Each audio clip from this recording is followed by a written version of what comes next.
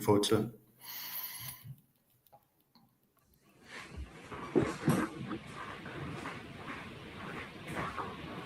Oh, that's very good. New lights here. Innovation is not very good. I'm going to Zoom next month. I don't like Morning. Zoom. Welcome to this CEO Trade Report 2025 webinar from African Business Magazine and PathTrack. I'm David Thomas, editor of African Business, and today I'm joined by a esteemed panel of experts to discuss this year's report and its implications for the future of African trade. The report, a collaboration between PathTrack and African Business, is based on responses from more than 2,000 senior executives across 51 African countries. It provides the most comprehensive snapshot yet of how African businesses are navigating today's uncertain and turbulent global economy. The report comes at a dramatic time when global trade is being disrupted by US tariff hikes, geopolitical tensions, and fragile supply chains. But it shows that African businesses are responding with resilience and strategic foresight. Before I introduce our expert panel, I'd like to welcome Professor Patrick Atomi, who's chairperson of PathTrack, and he's going to walk us through this year's results. Professor Atomi, welcome, and please go ahead. Well, thank you so very much, David. Pleasure on our journey again. I think it's always useful to contextualize the report. PathTrack was founded as the Pan-African Private Sector Trade and Investment Committee because of a certain sense that policymakers on the continent were entering into international trade agreements without input from the private sector, and so we're not getting optimal outcomes from those trade agreements. So PathTrack was supposed to be a think tank of the private sector engaging with policy so that African trade can reach its potential. In 2021, it was thought that evidence-based input would be helpful. And so a survey of business confidence, especially in the wake of COVID-19, was thought useful. That survey has proved to be truly valuable. And who responds to this survey? David just pointed to the fact that 2,000 entrepreneurs thereabouts across the continent, SMEs, bigger businesses, and all of that responded to this year's survey. A report has been out there and is available and can be followed into some depth. It tracks export import flows, across the continent, and very importantly, when this survey first went out, there was a question about AFCFTA, and most people were wondering what it was. Some said, well, they've heard of it, but they don't know. Today, most African businesses are very, very aware of the leverage that AFCFTA can provide it, especially in the face of a very fragmented trade space. A new administration in the United States has chosen to use tariffs to shake up the international trading system, giving some scare on multilateralism and all of that. And so African business persons resilient in the face of those shocks have found that they can rely more and more on AFCFTA and intra-African trade and the possibilities of aggregating across borders to buffer the challenges of the environment and actually grow participation in trade. One of the things that AFCFTA has done is to try and develop operational mechanisms for making this possible. Amongst them, the PAPS, the Pan-African Payment Settlement System.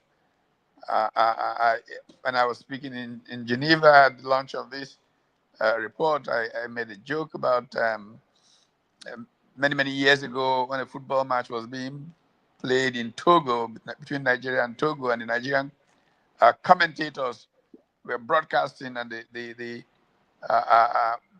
relay went up from Lomé to Paris, and from Paris to London, and London back to Nigeria. And a goal was scored. And 10 minutes after the goal was scored, the comments reached people in Nigeria, and people started jumping. But people in London knew the goal was scored 10 minutes ago or something like that. Now, this is part of what we are seeing being changed by these payment systems. And one of the interesting outcomes of this survey is how African businessmen have become acutely aware of the importance of sustainability for African trade, and the very evident focus and concern of European and other trading partners with sustainability has become a factor that these African businessmen are keying into and responding to, and they're looking for mechanisms to facilitate doing that.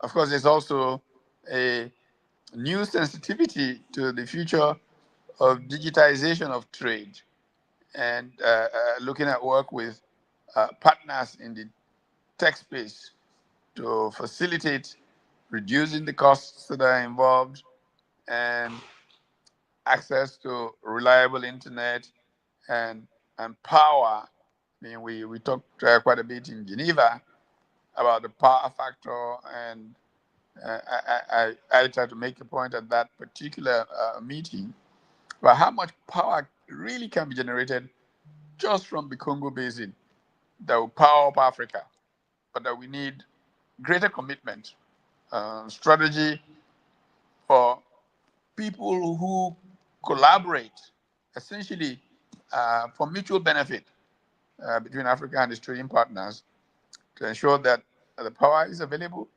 and that African businesses are competitively engaged in trade. The situation where African trade is at less than 3% of global trade is unacceptable.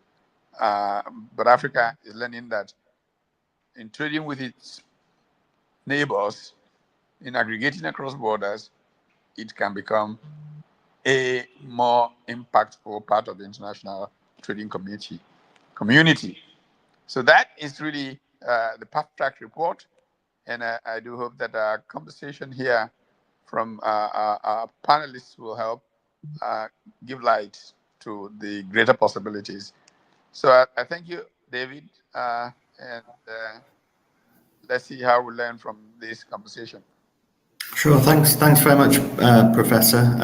As mentioned, to discuss these themes further, I'd like to welcome our expert panelists from the private sector. So today we're joined by Adi Adefeko, who's VP of Government Relations at agribusiness company Olam International. And we have Mustafa Njai, who's the CEO of real estate developer EAF Global.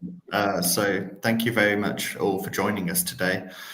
Just a quick note for our audience, there'll be an opportunity for a Q&A at the end. So if you have any questions, please put them in the box and we'll try and answer as many as we can.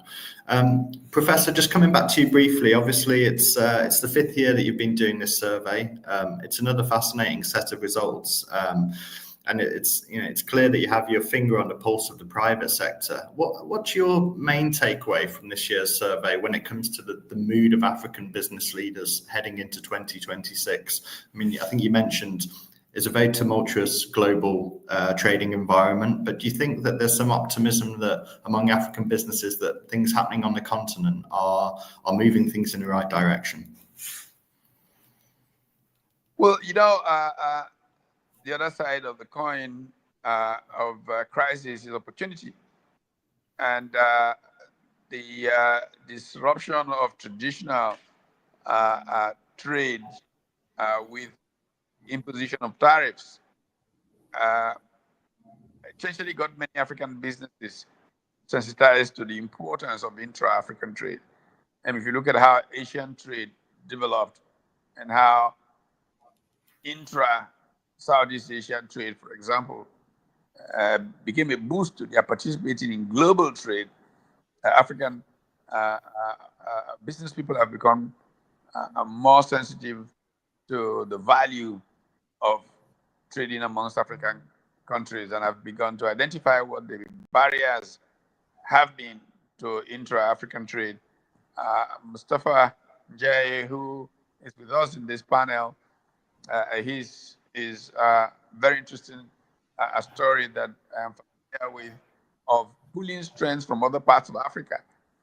Mustafa, developing real estate in Nigeria, recognized skills, shortcomings in the Nigerian environment, and overland, literally, moved people from Gambia, Senegal to Nigeria, skilled up appropriately, and took to scale housing development in Port Harcourt, in Rivers State, in Nigeria.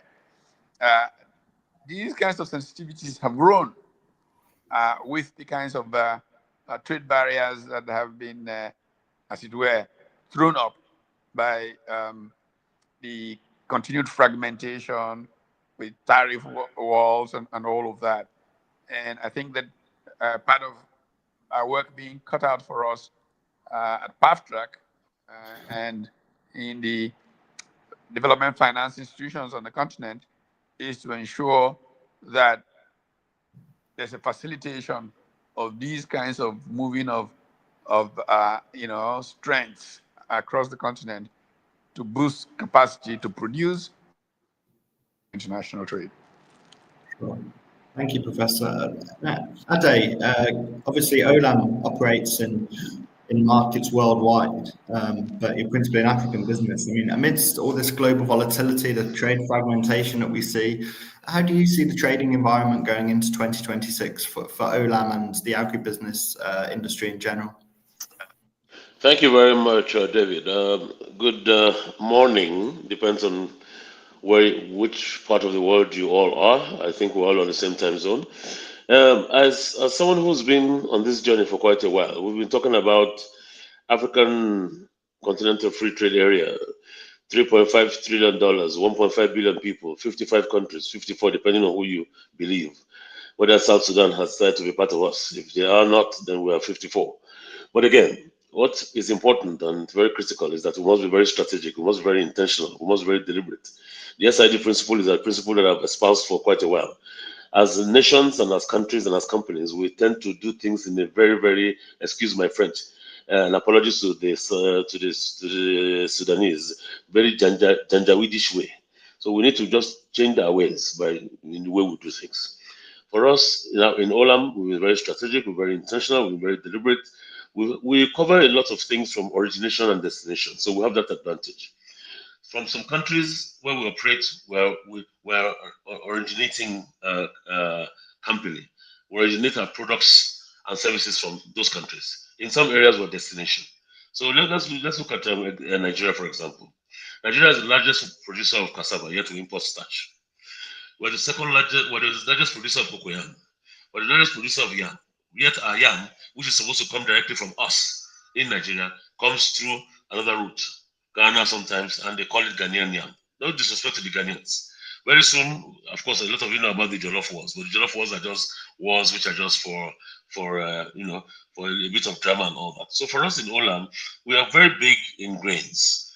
Particularly, look at Nigeria, for example, in rice. In rice, Nigeria consumes round about between 7 and 8 million tons, depending on who you believe. We produce around 5.5, so we have a gap. That gap, unfortunately, is being plugged via smuggling. So there's a smuggling problem we have. So governments have to address things they need to address. I'm a multinational. I'm a behemoth, but I can only do things within my control. I'm not a government. So don't let my company add government regulation, policy, and all that to my brief. So we're doing a lot in Brazil, for example, in Nigeria, for example, In most of the countries where we operate, Cote d'Ivoire, we are big and we're doing a lot of that. In Nigeria, we're on the service and on the commodities.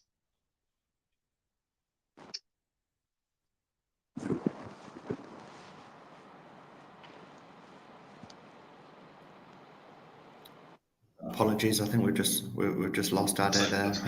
Cocoa, cashew, sesame, cotton. So a call came through. I said for all, for example, which of our group companies in Nigeria, we're the largest exporter out of Nigeria after Indorama, who does fertilizer. We do between $300 and $350 million worth of exports of cocoa. Cocoa value addition. So it's not just raw cocoa beans, value addition.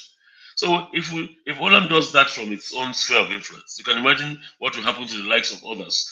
Indorama doing its own from his own end, and all other companies bringing us to bear. So we do a lot, but we do a lot in what we call arithmetic progression rather than geometric. For those who understand a bit of math, arithmetic is 1, 2, 3. Geometric is 2, 4, 6. So that's what we do. We tend to want to major in minor when we should not be majoring in minor. I mean, for those who understand music, we major a lot in minor. But a lot of strides have been made, and Professor Patutomi knows as well as I do. He often speaks to the Singaporean experience, the Malaysian experience, and the Asian experiences. Those are experiences that there are experiences you can relive because they have worked. So it's akin to looking for a virgin in the maternity ward. You won't find one.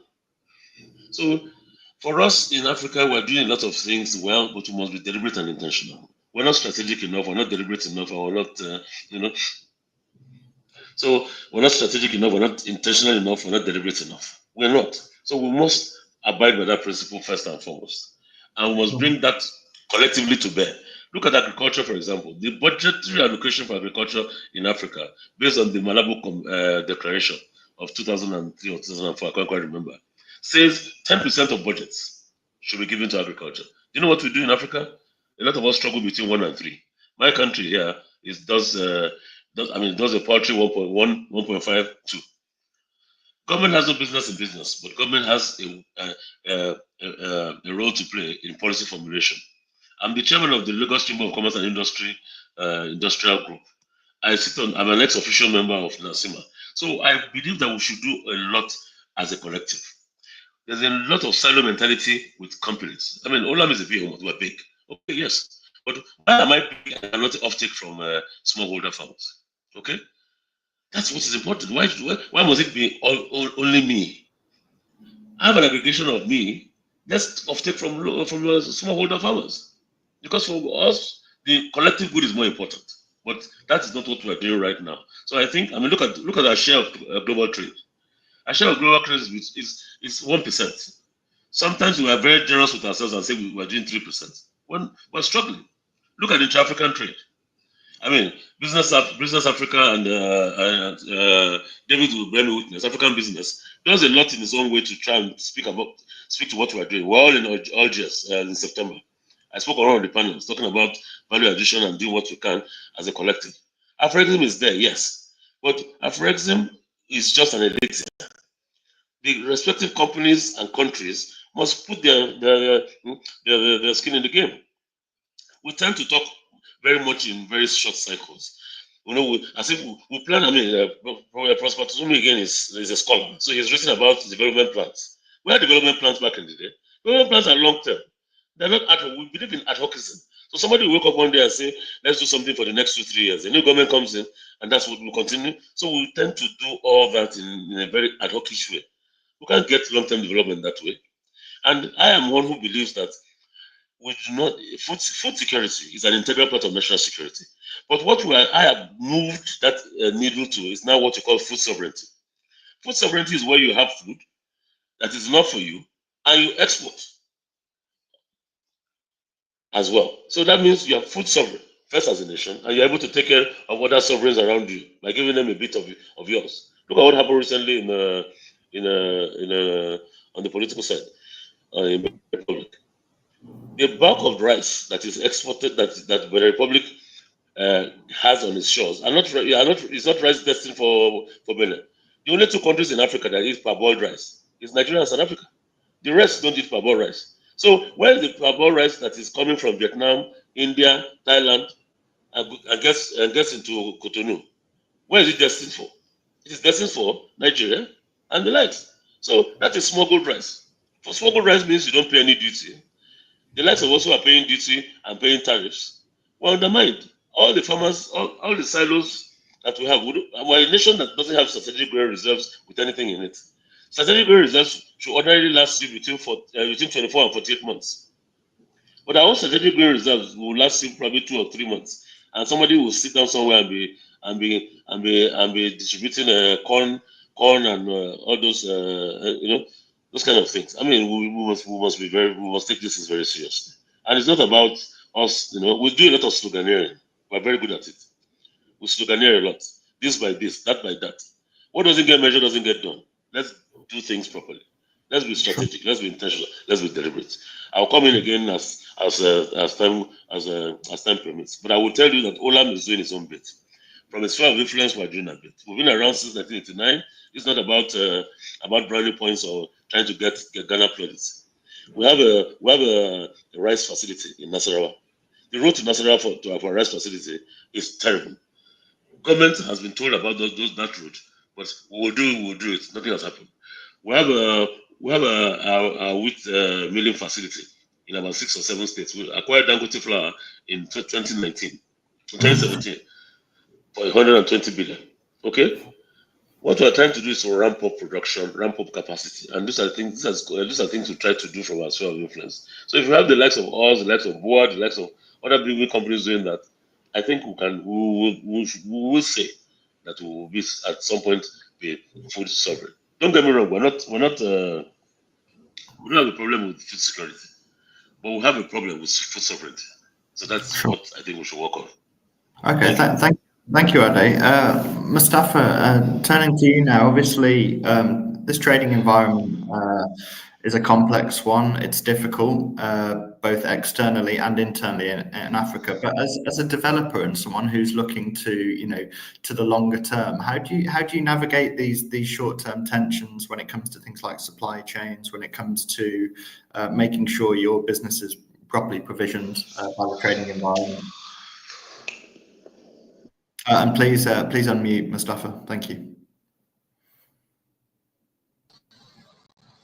Yeah, sorry, David. First, I must compliment you and ask you on a softer note. I mean, you pronounce my surname very right. Did you practice or have you heard the name before? Because everybody pronounces it Nji, but you pronounce it as Njai. Yeah, well, a lot of experience as a African business editor now. I've got to get the names right. That's number one, and then we can move on to the important things. Excellent. Now, thank you so much for having me on this panel. Now, how I navigate this is just staying positive. I mean, Africa gives you, if you are light-hearted, you will have a heart attack every second, every minute. So first thing is, you need to stay positive. And I will now bring you something very close to the day. As we speak, less than 48 hours ago, ECOWAS declared a state of emergency for West Africa. Less than a week ago, I mean, there was a foiled coup d'etat in Benin. So just imagine, we are in the business of long-term planning, but we get up every morning now, and we don't know the next thing that's going to happen. So I'm going to give you very practical examples. I mean, I was in Morocco on an event, and I met the Minister of Trade of Guinea-Bissau. And they've been trying to get me into Guinea-Bissau for a very long time. And it's a country, honestly, that I don't want to get into for a lot of reasons. But I promised the guy, okay, fine, you are going into elections. After the elections, then I will make efforts to come in. We all know we all know now what's happening in Guinea-Bissau. So there is no, I mean, you cannot even plan in Africa now, especially in West Africa, medium term. West Africa is divided. I mean, you have the AES, and imagine what happened if Benin succeeded in their coup d'etat. So what would have happened then? The AES would have had, an outlet into the Atlantic Ocean. So who knows? We probably were going to get a proliferation of coup d'etats happening in West Africa. So I have always said that my major problem in expanding across the continent is political risk.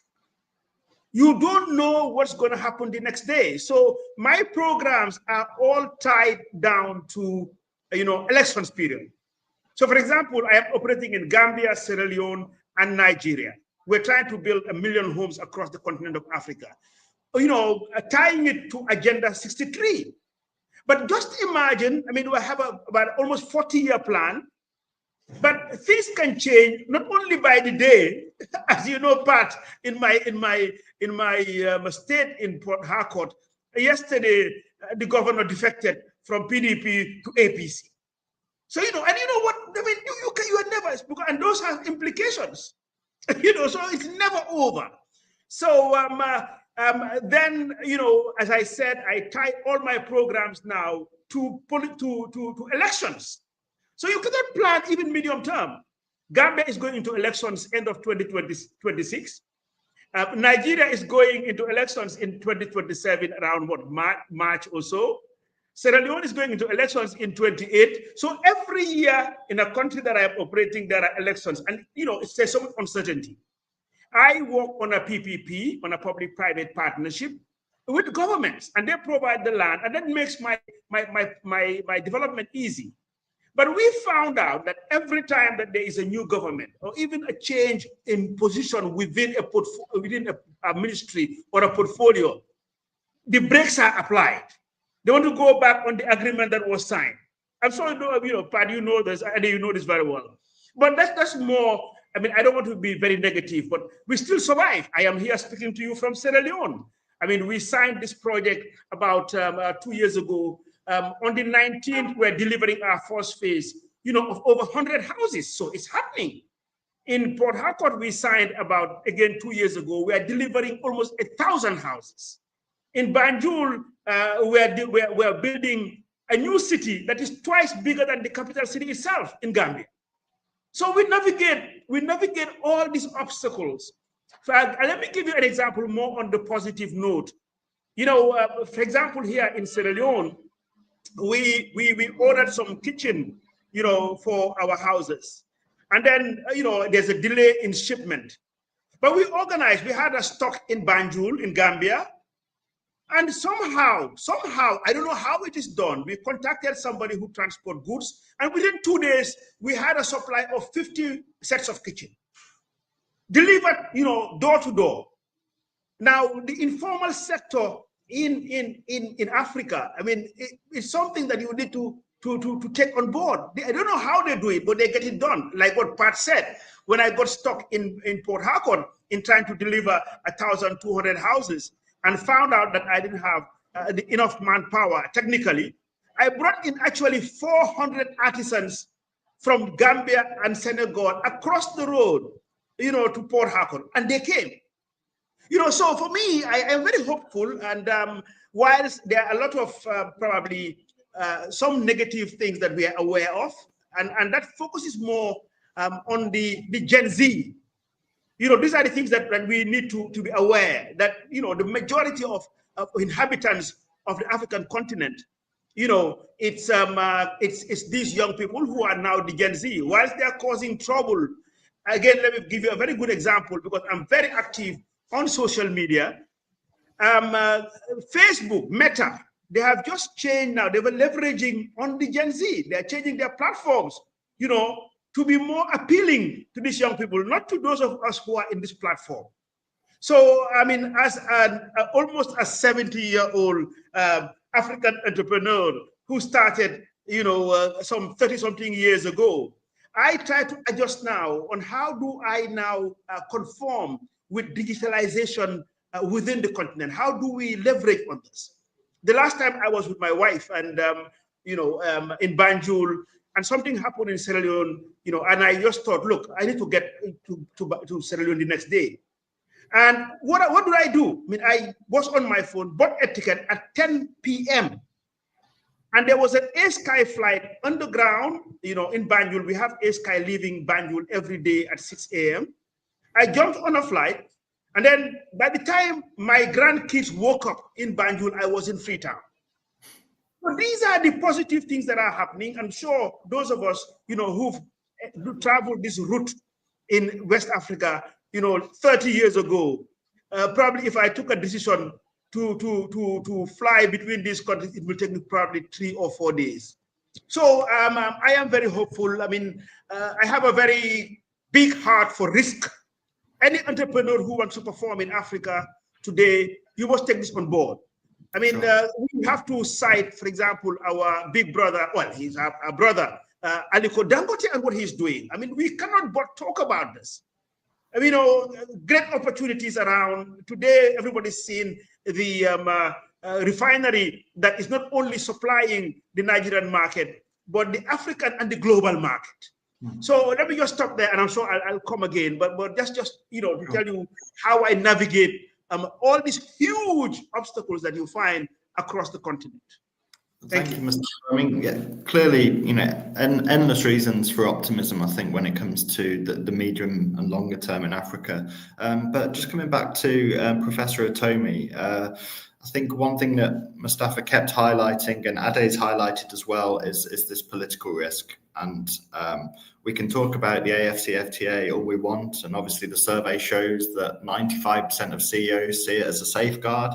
But are we then perhaps at risk of neglecting the traditional arguments that political risk needs to be improved, that governments and organizations need to still create a stable environment, and the reality being that even if you have the AFCFTA, it can only be effective if you have that environment. And if you could unmute, please, Professor. Thank you.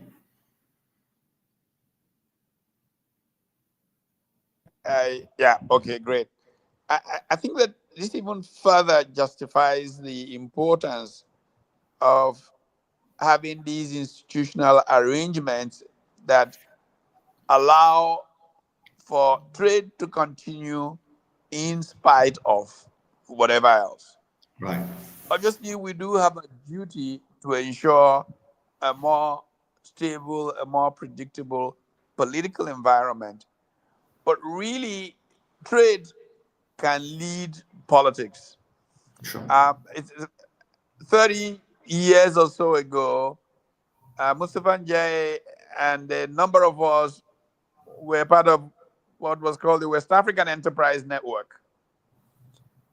Back in those days, the idea was for us to meet in one West African country every month or so. Sometimes it took us 3 days to fly to a particular West African destination. And woe betide if a coup took place while you are flying there, it could take you 7 days and all of that. Now, we have come a long way from then. And I can tell you about being stuck in some country just because missed the connection because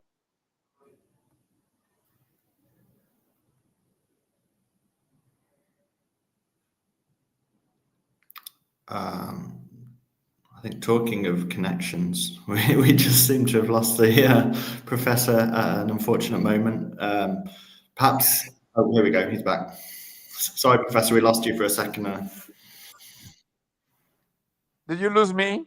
We did, unfortunately, just for a second though, so you don't have to go back too far. Okay.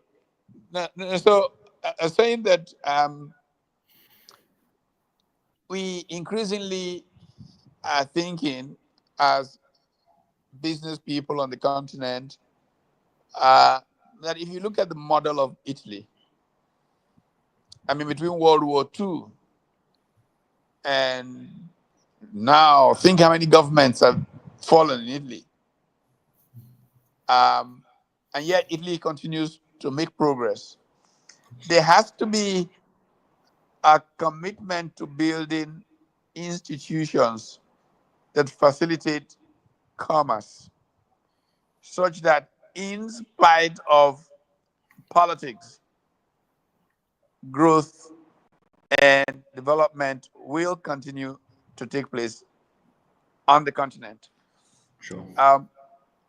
the transformation from an OAU, Organization of African Unity, that focused so much more on the political, to an AU that's taking Agenda 2063 and that's looking at an African Commission with economic policy units being very active, is a move in the right direction. And AFCFTA further solidifies that, so that when businessmen are properly connected around the continent, they recognize that it's important to keep trade flows going. It might even lead to political actors becoming more measured in the way they disrupt things. Yes, I agree with Mustafa. One of the biggest risks of doing business on the continent is regulatory risk. Regulatory risk flowing from the politics. But increasingly, as business people make their contribution through trade, and the bonds of trade break the old barriers, you will see a pushback on the importance of politics in the lives of people, such that we can have more growth, we can have more development, and ultimately more peace and further development on the continent. This is the logic of PAP. Sure. Do we have Ade in there? I think Ade may temporarily not be with us. Mustafa, can you hear me?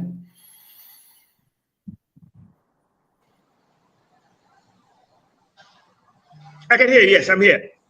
So yeah, just continuing on Professor Otomi's theme about the AFCFTA kind of operating almost in the absence of political risk, keeping trade moving even when there are difficulties and political difficulties, tensions. Do you see that as feasible? Do you think that's a realistic thing that can happen, that the trade can operate almost in a vacuum? Well, as I said, we have to keep being positive. The AFCTA, it's a political milestone that has taken place, where policymakers, our leaders have realized that, look, we have 1.4 billion population, the story just goes on and on and on and on. And we need to, trade amongst ourselves. So creating the right environment for this to happen, it's a big plus. Removing barriers, obstacles. But as I said earlier, I mean, already there are businesses that are functioning without even these policies in place. It will only make it better. It will make it better, and it will also involve, the volume will also go up if some of these are taken out. Pat, I think there was once under the WAEN, the West African Enterprise Network, where I think we loaded a Frigo container of fruits from Mauritania to Lagos or to Accra, something like that. So imagine, that distance, loading anything like that. It will take you maybe almost a month or so to get from one destination to the other, with all the obstacles that happen. But in the Western world, it will take you probably 24 hours. And in reality, what would happen is that in the Western world, what do you need? If you want to send a trucker from east to west in the US, all they need is probably a credit card. And today it has been so advanced that, some going through some toll gates, you don't even have to have that card with you. But in Africa, what do you need if you want to send a trucker across here? You need a bag of cash. That's the way to facilitate going across, and it will take ages. So I repeat again, there's a lot of hope, and we hope our politicians, mainly our politicians, are committed to the AFCCA, because it's up to them. We sit around, conference rooms, sign up all these policies. I guess it was signed in Kigali, wasn't it, some years ago? But making it a reality, that's where the challenge is. But all the same, wherever there's a demand, there will be a supply. And the real entrepreneurs will find a way of making it happen. And we just hope, we're very hopeful that things will improve by the day. And obviously, there has been some improvement. We're saying that now it needs to be better structured. And, with some of the political statements we have seen on simple things like even getting visas from one African country to the other, where some countries are now declaring that as far as you're from Africa, it's visa free. Again, an example for somebody like me, I mean, the worst place I can get into, it's not, or difficult place I can get to, it's not the US, it's not UK, it's not anywhere in the Schengen, but it's South Africa. As a Gambian going into South Africa, it's like going to heaven. So this has to stop. I also heard once Aliko Dangote's story where his employees, carried a passport, Western passport, while he carried a Nigerian passport, and he found it difficult getting in while his own employees can get in. But all the same, as I said, we need to be optimistic, and yes, we need to push hard to make sure that all these policies that are coming up, are made into it's a reality. I think you paid a very fulsome tribute to the informal sector in Africa and the miracles that they work in business, keeping trade going. At the other end of the scale, now you see, industrial logistics hubs springing up, professional operations. You see special enterprise zones. Are these things that are now becoming embedded in the African system, and so that however good the informal sector is, we no longer have to rely simply on, the local labor exchange. We know these systems are in place, they're formalized. Is this something that you see improving over time? Yeah, it is. I mean, actually, again, we must give compliment to the Afri-Exim Bank. I think together with Arise, we are seeing a lot of the these economic zones popping up. Which is the way to go. We are promoting, or we've been trying to promote an economic zone in the Gambia. And one of the areas that we're putting up an SME park. So again, moving the informal sector. I mean, these SMEs who are again within the bracket of the Gen Z, the youth who are the majority in our country, getting them better organized. So what we do is we create these shells within the park, and in the Gambia alone, we're looking at about 500 units. So they have access to it. Basic things like power. They have reliable power. They have connectivity. And by doing so, you create employment. So for each and every one of those, an average of between 10 to 25 are directly employed. So multiply that by 500, then you see the number that is created. So I think these special economic zones is a way forward, for Africa in improving and moving the formal sector to be more effective in trade and doing their business. Sure. Thank you, Mustafa. Professor, clearly another important takeaway from this year's report is the importance of sustainability for the future of trade. And you see, obviously, Europe's introduced its carbon border mechanism, and so if African companies want to export to Europe, they have to meet European standards. So across the board, the standards for sustainability are increasing. How do you see businesses? Reacting to this? Do you think they're well prepared? What does the survey show about how businesses are thinking about sustainability? Okay, David, you were breaking, so I didn't hear much of what you said, but I know that it's about sustainability, which is a very critical part of what is thrown up by this year's report.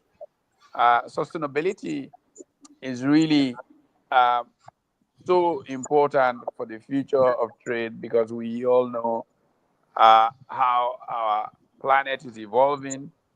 It is a planet imperiled if we don't go in a certain direction. The politics of determining, the boundaries obviously goes on. The United States has a new set of binoculars from which it looks at the same thing, different than the way it looked at it a year ago. But there is no doubt whatsoever that sustainability is critical to being able to trade in the future. Now, here's one area where Africa gets, in my view, a big advantage. Many will have to climb down from where they are to develop sustainability policies.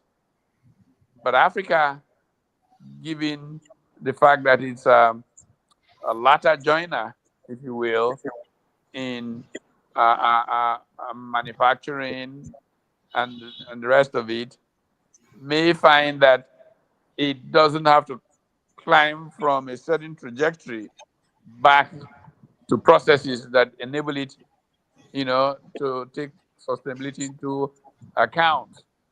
Africa in agriculture has been predominantly organic in the way that it does. So it's a competitive advantage that it does have. Working with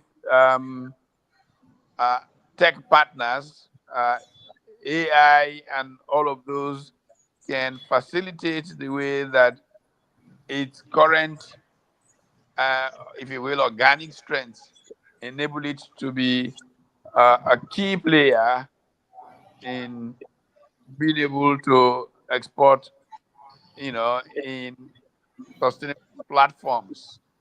So I think that we have a certain advantage that we can leverage in getting on the sustainability play in global trade right now from the continent.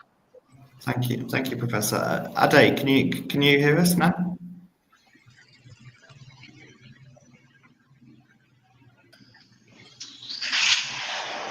Sorry? Can you hear us, Ade?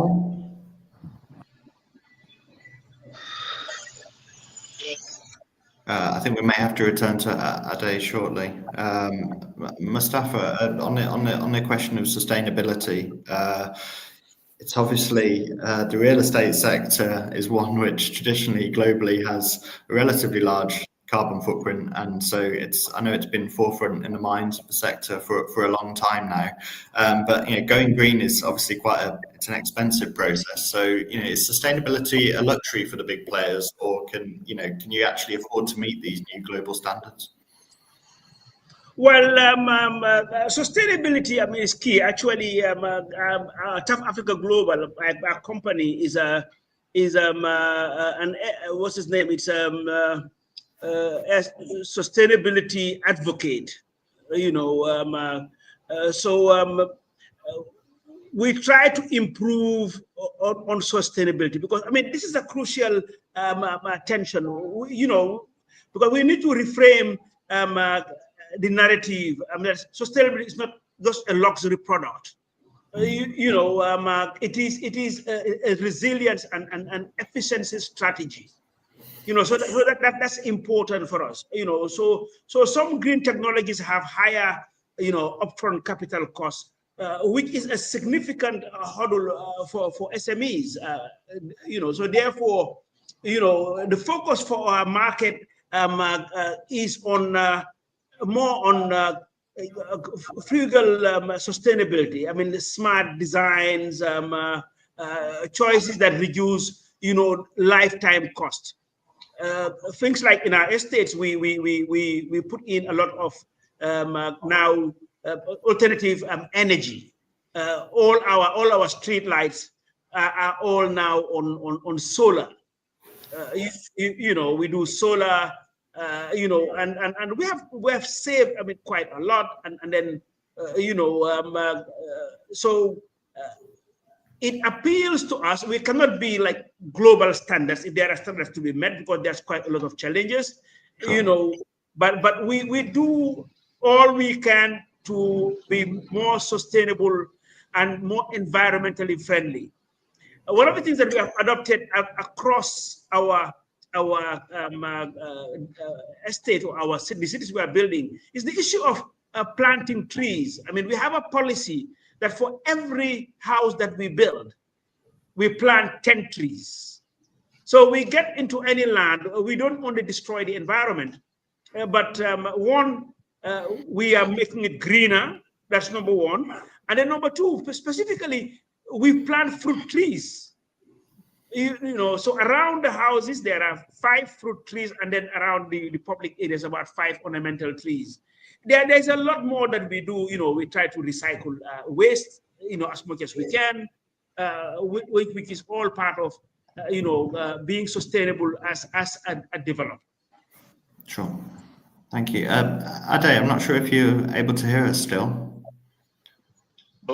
I can hear you very well. I can hear you. I was in a bad area, and I've been following everything. And what I want to speak to is sustainability should always be at the core of any business, because you can only thrive long term by working on a sustainability plan that is inclusive. Everybody talks about shared prosperity. Shared prosperity cannot be acquired. It's not mantra speak. Shared prosperity is what we need as a continent. We are talking about industrial revolutions. We're talking about phases. And Mustafa is somebody that I've admired over a period. We are friends on virtually every platform, but we never met. I'm usually in Abuja, and I know that I can only tell him Nagadef. I know he's from the Gambia, and if I'm not mistaken, he knows that he might not know that his country is one of the countries I really, really like, even though they have a penchant for doing things that in a roundabout way. But I'm not going to speak about the negatives. What we must always look at is the opportunities. We have challenges. All of us have challenges. I mean, look at us in Olam, for example, with this whole problem of this whole Ukraine crisis. Wheat. Let me give you an example. In Nigeria, we spend between 3.5 and $4 billion on wheat importation. Whether we like it or not, we're not a temperate region. We produce 700,000 tons of wheat from an area in Nigeria called Jigawa. Everybody comes up and tells you that wheat can grow in Nigeria through this. You see, let's stop all this politicking. Let's be practical here. For every soil you go to, you must do what you call a soil map. When you do a soil map, you know what can grow there. Wheat grows in temperate regions. It doesn't grow in tropical regions. So to a large extent, you have to come up with different trials and all that. So Nigeria spends between 3.5 and $4 billion on wheat. Our production of wheat is a paltry 500,000. We consume between 12 million and 13 million tons. So food security, like I said, is an integral part of national security, which is what happened of course, with the Arab Spring, self-immolation on the part of the Tunisian guy who self-immolated over the price of bread. And of course, see what we have across the continent. I mean, Mustafa spoke really, really, really well about the fact that everything we do, there's politics. There's politics. So everybody talks about political economy. It's important because the politics and the economy are intertwined. So it's political economy. Every day there's an impending coup somewhere. Everybody is following a certain trajectory of, regime change. Is that what we need? I don't think so. The worst form of democracy is still better than the best form of military rule. I mean, those who are old enough to know will know that it won't take us anywhere. But for us, we are not into what happens with the politics. But we have to do a bit. Look at me, for example. My core function over the companies I've worked for is to make sure that the companies I work for have a license to operate. The license to operate can only be given to you by the government in power. If they withdraw a license to operate, you are dead as a dodo. So the integral part for people who are in core regulatory affairs is the license to operate, to continue to make sure that you hold and help your companies to hold that license to operate, because they can just pull that license from under your feet and you're gone. So when businesses say we want to do 5 million, we want to do 10 million, you must have a license to operate first. If the government Sure. tells you tomorrow, guys, X production or Y production, no more, ban. You have a company that is there staying and saying to themselves, what have we done? So lobbying, people look at lobbying as giving bribes and all that. No, lobbying is serious. I've been doing lobbying for 25 years of my life. I initiate, I nurture, and I sustain relationships. I have 973,000 contacts on my phone. I have 22 heads of state on speed dial. I can pick up the phone and call ex-president, and he says, Ade, we have a problem in Morocco. And I tell him, what is the problem? He says this. I say, okay, fine. Talk to X person or talk to Y person. They'll sort it out. So from my little hamlet, anywhere I find myself, I just came back from London. I came back from London. I came back from Paris. Spent 3 days in Paris, 3 days in London. Just trying to make sure that, listen, we need to tell our story, the African story. The African story is that, listen, we are not just a dot. We're an integral part. No man is an island. Every man is a piece of the continent. But we're all here to make sure that we work on what? Shared prosperity. And that shared prosperity is through everything. I mean, we're talking about smart climate agriculture and all that and all that. Yes. But, you know, everything. Every man is a piece of the continent and no man is an island. I leave it at that. Well, thank you, Ade. I think that's an excellent closing statement for the main part of the discussion. We have just a few minutes now for Q&A, and I'm very pleased to see there's been a robust discussion around the panel in the comments box. John Payton asks, he says AFCFTA is a wonderful idea, but how will it work with the trading goods between different African regions? Professor Otomi, I wonder if you could have a word to say about that. How will AFCFTA work when it comes to trading goods between African regions? Sorry. Before he goes, Mustafa, crave my indulgence because I want to drop off now. I want to speak to that. We're talking about ACFTA. We're talking about trading across African countries. Mustafa spoke about Agenda 63. Agenda 63, very important. The bulk of the people cannot even move around their countries. It cost me 450,000 naira to pick up a 78,000 naira visa to go to Algiers in September. Tell me, I'm based in Lagos. I fly business class because I'm a C-suite executive in Olam. To go to Algerian embassy, okay, in Abuja, the cost of the visa is 78,000, and I get the visa. Why can't I just have an AU passport, for goodness sake? The AU passport, the bulk of the AU passports are held by the AU executives. Dangote was telling me the other time, he said, do you know that only a few of us? I said, we don't say a few of us, say a few of you. I don't have it. So Aliko starts laughing. He starts saying, I have it, but you know what? I have it, but even when I go for meetings, my executives are able to get to the countries before me because I have to navigate this whole thing. And I'm the richest man in Africa. I said, well, Dangote, you are the one who speaks with all of them. So you guys come together and let's Agenda 63.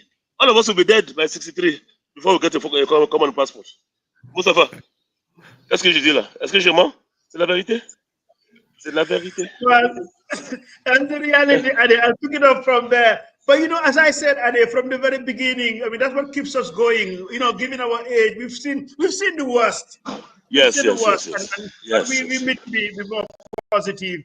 And you know, Ade, before you go, I'll tell you some of the positive things that are happening. And you know, because on this topic, we talk about digitalization too, and how digitalization is making some basic things.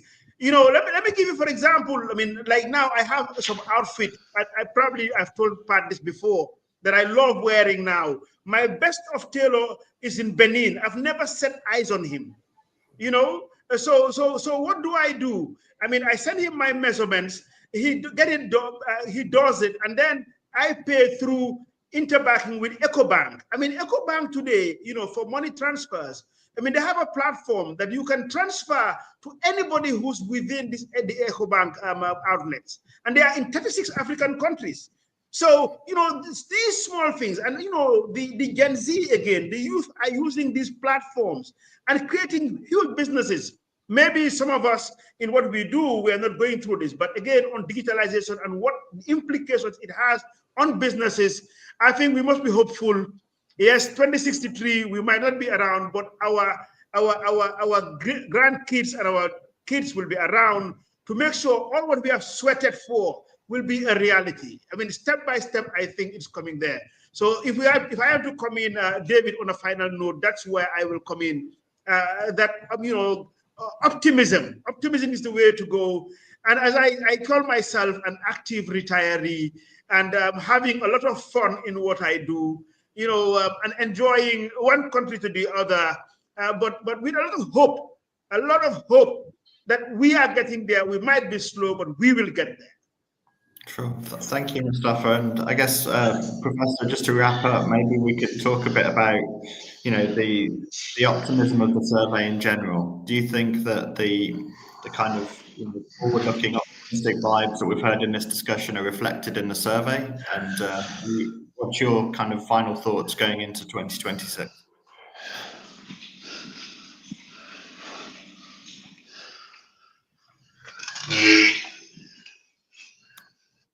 It looks like I've lost the professor, but thank you all for joining us. Just to let you know, there's a satisfaction survey for this webinar, so please do fill that in. The link will be in the comment box on the right. And thank you all for joining us today. It's been a very interesting discussion. Thank you very much, David Thomas. I think I've loved your moderation. Never met you, but I think you are more African than most of us. But I think I like it when you're in the continent and you put your skin in the game. So I like that. Thank you very much for moderating. Thank you. Ade, please, can you send me your WhatsApp contact so we'll talk privately? I will. Send me your WhatsApp, okay? I will. All right. All right, bye. Thank you. All right, okay, guys. David, thank you. And somebody's just mentioning that, for complimenting EcoBank about their platform. So but anyway, for me, that's one of the success stories. We must give great compliments to the old man Kofi Jondo. He's still alive, 90-something years of age. Gervais Jondo.